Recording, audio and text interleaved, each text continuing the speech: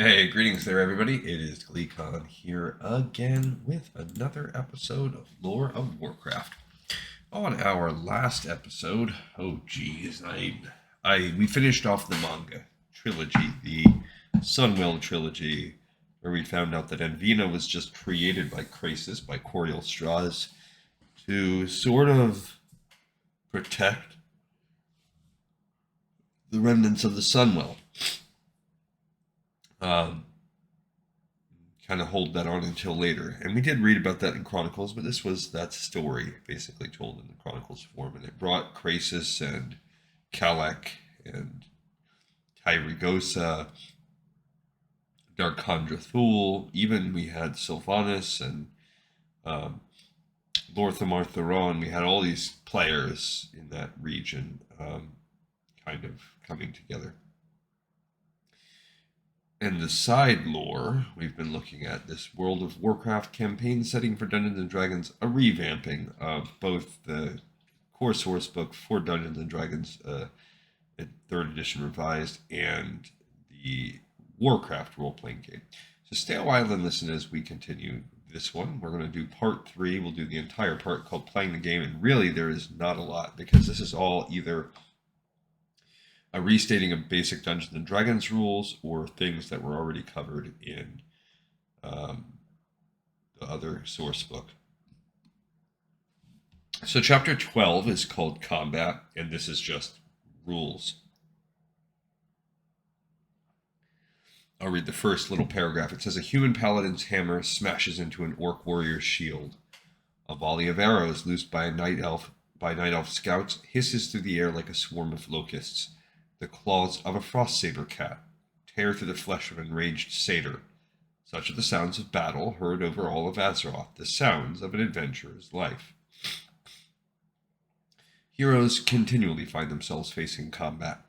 This chapter offers all the means necessary to resolve any combat situation, whether they are desperately fighting through a mob of undead on the stricken plains of the eastern plague lands, or clearing out a lair of trogs to reclaim part of Nomergon deep below Cosmodon, which ties into what we just read with that. But then all of the rest, it just tells you the basic rules, how combat works, what combat statistics are, attack rolls, attack bonuses, how to calculate damage, armor class, hit points, speed. These are all staples to Dungeons and Dragons. If you're familiar, I don't see anything different. Saving throws, initiative, surprise, awareness, opportunity attacks, threatened squares, provoking attacks of opportunity, making attacks of opportunity. All of that still exists as it is now.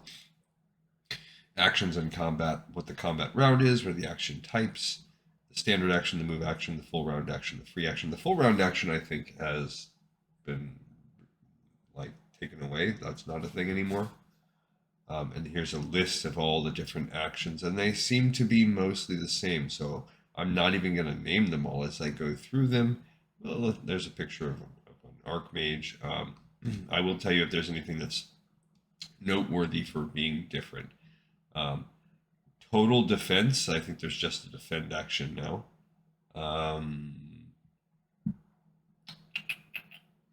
Draw or sheathing a weapon, that's just a free thing. I don't think you have to actually do that anymore. Definitely not use your move action for it. Same thing with ready or loosing a shield. Standing up is a little different. I think it just takes half of your movement now. And it doesn't necessarily provoke an opportunity attack. Full attack with a full round action, that's gone. Yes, certain spells. There's a Harvest Golem. Those are cool. Yeah, so I'm just dropping an item. Yeah, that's a free action. So these are the free actions: sheathing a weapon and unsheathing one. Miscellaneous actions: taking a 5-foot step. I'm not sure if that's basically can you move one square to not provoke opportunity. I think you can still do that. Injury and death with loss of hit points, dying. That dying is a little bit different with chance to stabilize. Now there's death saving throws, so that's a little bit different. And the the massive hits that create insta-death, that's different now as well.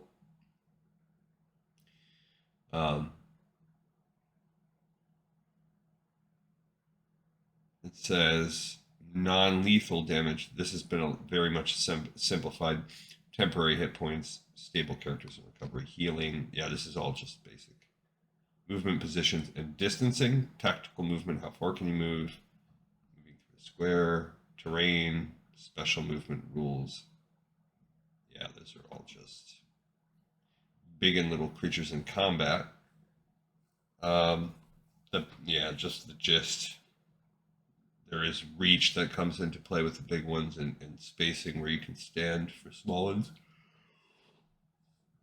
And really, it's relative. It's all about how you are relative to the other sizes you're fighting. Combat modifiers such as cover, concealment. I think concealment and cover mechanics have been combined into one. Flanking is no longer a thing unless you get certain moves. Coup de grace still exists. Special attacks. Another bull rush. I don't know that bull rush is a thing anymore. Yeah, like disarm. I don't think any of these necessarily exist outside of certain moves and feats. Like everyone can't do this. Feint. I don't know that that's still a thing. It might be. Grappling.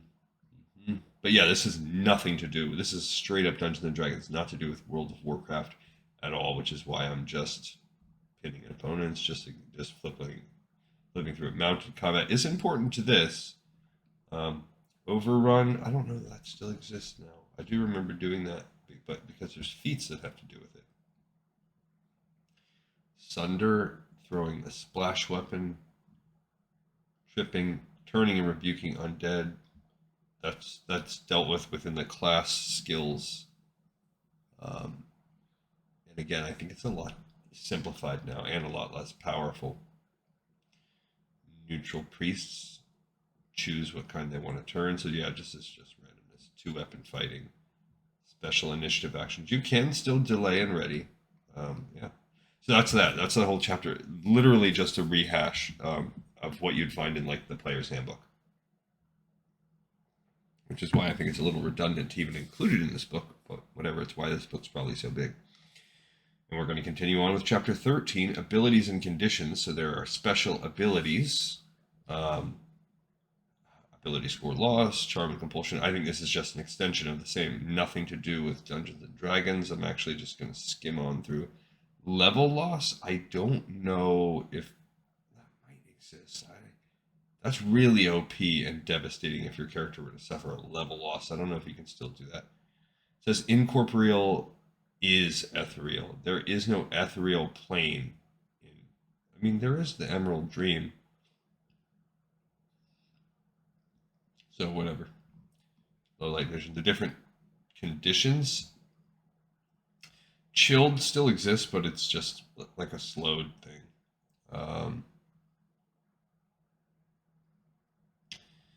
Dying is handled differently now.